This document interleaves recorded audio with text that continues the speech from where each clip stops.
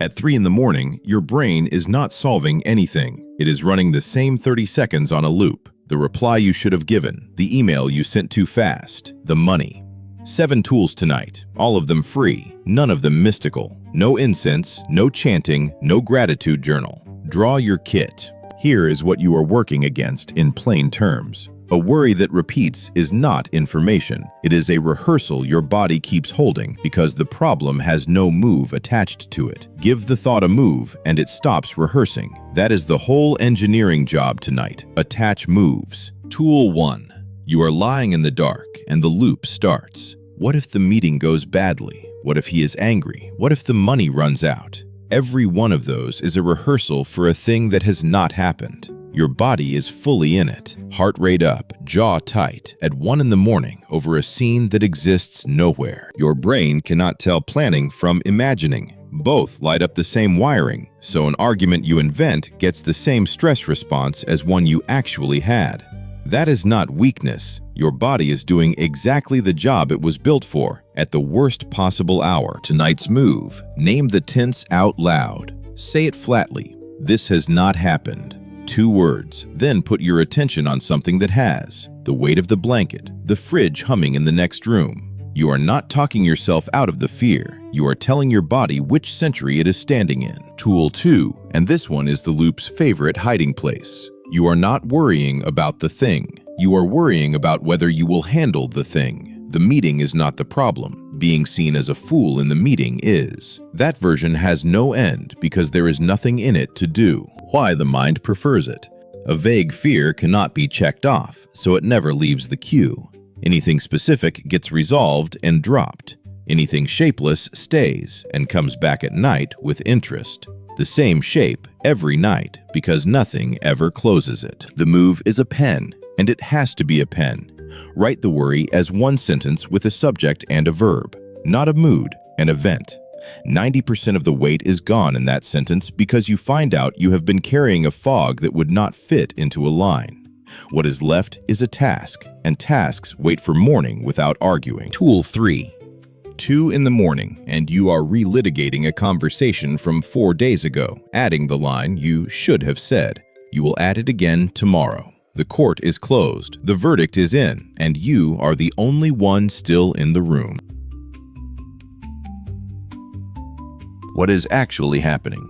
An unfinished action stays active in memory far longer than a finished one. That is why an interrupted task nags and a completed one evaporates. A conversation you lost was never closed, so your head keeps it open, waiting for a better ending you can no longer deliver. So close it artificially. Say the better line out loud once to the empty room, and then add the ending. And it's done now. Out loud, both parts. It feels ridiculous. It is supposed to. Your head accepts a spoken ending in a way it never accepts a silent one. Tool 4 is about the hour itself. 3 in the morning is not a neutral time to think. Your body is at its lowest ebb. Your judgment is running on emergency power, and everything looks structural instead of temporary. The same problem at 9 in the morning is a phone call. Here is the part worth keeping. At that hour, you are not smarter. You are just more afraid. Nobody has ever solved a life problem between 2 and 4 in the morning. Not once. What happens there is inventory of everything that could go wrong, taken by the one clerk who never sleeps. The move? Refuse the hour, not the thought. Say, I am not deciding this now. I am deciding it at 9. Then give the head a small physical job so it has somewhere to stand. Count your breath out, not in. 4 counts out. The thought is allowed to stay. It just does not get a vote until morning. Tool 5. You have noticed that the loop gets louder the harder you push it away. Stop thinking about it, you tell yourself, and now there are 2 problems: the thought and the effort of not having it. That backfire is measurable. Tell someone not to picture a white bear and the bear arrives on schedule. Suppression makes the mind check whether the thought is gone, and checking is thinking about it. You cannot win a fight where every punch is also a hug. So do the opposite and give it a slot. Tell it, you're on the list, 9 tomorrow, first item. Then let it sit there. Your head is not hunting for a solution at that hour. It is hunting for proof the thing will not be forgotten. Give it the proof, and it lets go. Tool 6 is the phone, and I will be blunt about it. You reach for it to escape the loop, and the loop returns with a bigger screen. 2 hours later, you know more about strangers' problems and nothing about your own. The phone swaps one problem for two. The thought stays, your pulse goes up, and the screen tells your body the night is over. You have not switched the loop off. You have rented it a brighter room. The move costs one evening of discomfort. Leave the phone in the other room and put a boring paper thing beside the bed instead, anything dull enough to lose interest in. Boredom is the runway. The phone keeps you circling above it. Tool 7. The one people skip. You are lying there deciding what to do about a person, what they meant, whether they respect you, what they will do next. Every answer depends on them, so every answer moves. 2,000 years ago, somebody drew a line through exactly this. Your choices on one side, everything else on the other. Not a comfort, a filing rule. The mind loops on items it cannot close, and another person's mind is the one item you can never close. Tonight's move? Split the worry in two out loud. Their part, your part.